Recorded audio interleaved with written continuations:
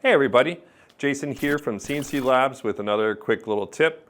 One of these is kind of a customer support related one that if you are wondering, you get an alarm and you don't know exactly what the issue is, one of the quickest ways to take a look is take a look in our console section down here. As a quick example, I'm going to make the alarm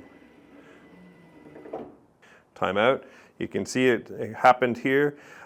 Just above the alarm triggered in red down here, you'll have a little message that will tell you what happened here. Alarm 10 can mean the e-stop, or it can mean a motor on the AltMIll and the closed loop steppers.